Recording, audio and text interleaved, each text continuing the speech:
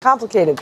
I'm going to introduce you to my panel of experts. These are our guests. Patrick Mira is chairman of the D.C. Republican Party. Ahmed Bedier is president of United Voices, a civic and engagement organization bringing in minorities into politics. And Jennifer Victor is a professor of political science at George Mason University. All right, I want to start with you, Patrick. Yes. Who's going to win? Quickly, who's going to win and why? Donald Trump is going to win, and here's why. It's a very close election. But this election cycle, since February of 2021, the RNC and President Trump have been telling people to early vote. You may recall in 2020, Donald Trump literally told people not to vote early.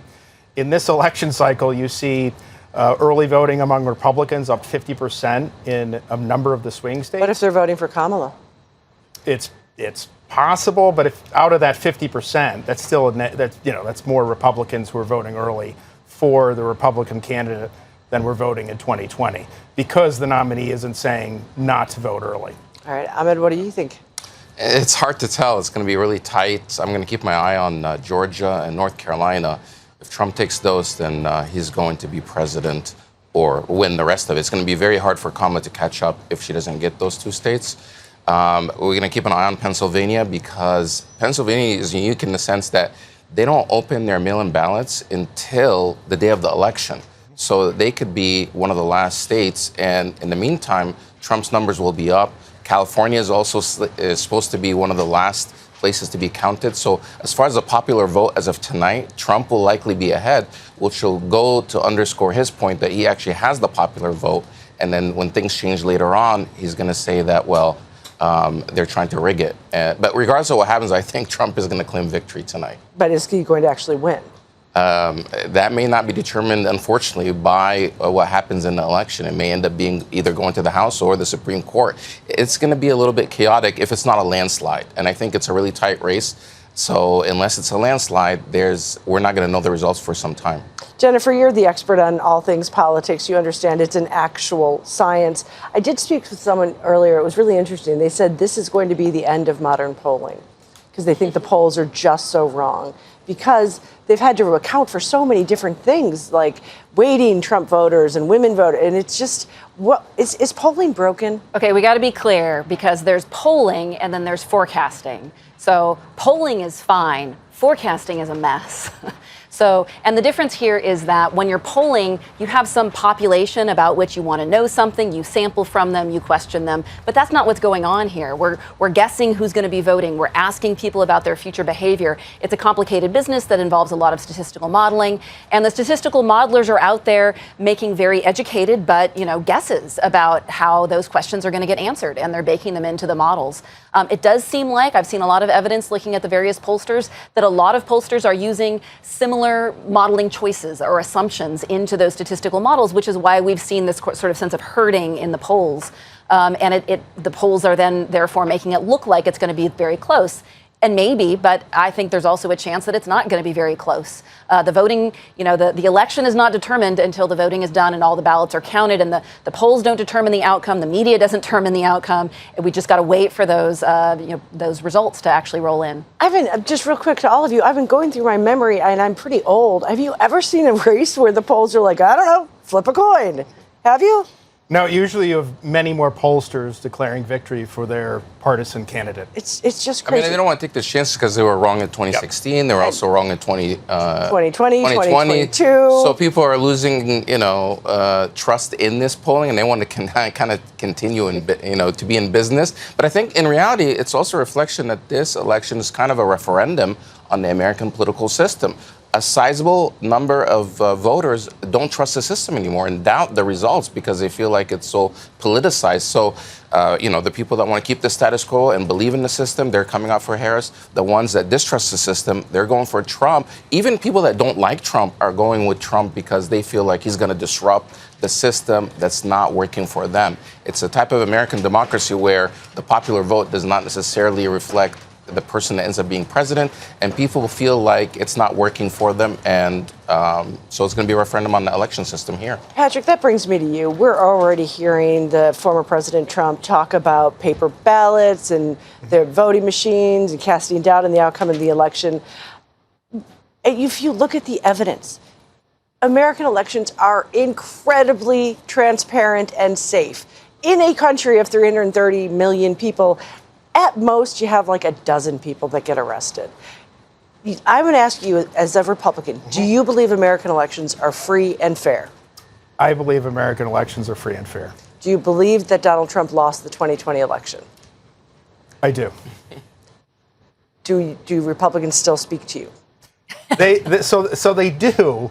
I mean, look, Trump speaks a lot in hyperbole. He does these rallies, and these rallies work super well for him. I was on a call with Chris Acevita last week, the campaign manager, and one of the things he noted is that literally with each of these rallies, they are recording every single person there who's voted and then getting the people who haven't voted out to vote. So there's actually a purpose to these rallies. So President Trump talks for a couple hours, and people are wildly entertained because he says these things. He's a showman. He has a history in show business. He's a very unorthodox American political candidate. You never saw this in our lifetimes before. He puts together these very unique coalitions of Trump supporters. I mean, what convention in your lifetime would you imagine that Hulk Hogan would be among the keynote speakers? But this is speaking to that voter that feels alienated, that voter who doesn't typically vote. And these are the types of people that he needs to win in some of these swing states. I was there. It wasn't just a Hulk Hogan. It was a ripping shirt Hulk Hogan. Absolutely. I was there, too. Not ever anything anyone thought they'd see at the Republican National Convention. Ahmed, I want to ask you this. Young people in this country, because of the war on Gaza, people of color, young people, for the first time ever in polls, are now dramatically saying they sympathize more with the Palestinians than with the Israelis. There is palpable anger among these groups. These are the groups that Harris needs to become president. Is this going to doom her candidacy? It's definitely, if she does lose, it's going to be one of the main reasons, is because what's happening in Gaza and their reaction, especially when those groups are in swing states like Georgia or Arizona or specifically Michigan. Yes. If she loses Michigan, it's going to be very hard for her. And a lot of that is going to be because of the Arab and the Muslim vote that's in Michigan, who somehow Donald Trump has been able to reach out to, but she has not necessarily been able to make inroads because they don't trust that she is going to be any different than Biden. So she's alienated a lot of people in that demographic, and this was a huge part of the coalition that helped Biden win in 2020, and now she's losing that demographic. Many of them are going third party. Some of them are even going towards Trump. So this is a critical part of that coalition that's saying that they don't want more of the same, and she's not promising to do anything different. Even something as a small gesture like having an Arab American or a Palestinian speak at the DNC, they refused. Yet Trump had a rally and he brought some imams on stage and said, "Oh, these guys are great. This is the same president who did the Muslim ban." And now he's, for political reasons, because he's, politically more savvy, is able to reach out to people that he was trying to keep out. And the imams were actually from Yemen, and I think Yemen was on the Muslim ban list. So, he'll do anything to be able to win, and he's making some inroads in that demographic to be able to convince people to say that hated him before, that to even consider Trump now is something that is surprising a lot of people. Well, I was in Michigan on assignment, and I had a young woman activist said, Trump might be bad for us, but they'll never doubt the power of our vote. But we have time for one more question, Jennifer. If the polls are right, and this country is 50-50, and it's an election like I've never seen before, there's so much hate, and there's so much division, and it's literally tearing families apart because somehow who we like as president has become core to our who we are as people. Hi, I was raised here, I was born here, my job is here, and I support X candidate. How do we stop that? It's not healthy. Yeah, so in my world, we call this affective partisanship, which means people are using their partisan ID as a more heightened central part of how they think of themselves, how they identify, how they relate to others, and importantly, who they see as their in-group, people who are like them, who are safe, and who is their out-group and who they feel unsafe with. And that negative partisanship, where people are defining themselves by who they feel unsafe with, is driving a lot of politics right now. And your question of how do we stop this? There was a time when political scientists thought, 5 years ago or so, we thought, if there was a big natural disaster like a pandemic or something that would allow people to feel some common threat, that it could help overcome something like affective partisanship. And yet we tried that and it doesn't work. So, alien invasion, there are some other things that perhaps could get us there. But for now, I'm afraid it's a sort of a self-reinforcing cycle that makes it precarious, because what we know is that it erodes democratic norms and institutions, unfortunately. Well, okay, thank you so much for joining us. I'm so glad we had this discussion, and I'm even more happy that nothing fell on us because of the massive windstorm that came in right before we went on air. So thank you very much. Make sure to subscribe to our channel to get the latest news from Al Jazeera.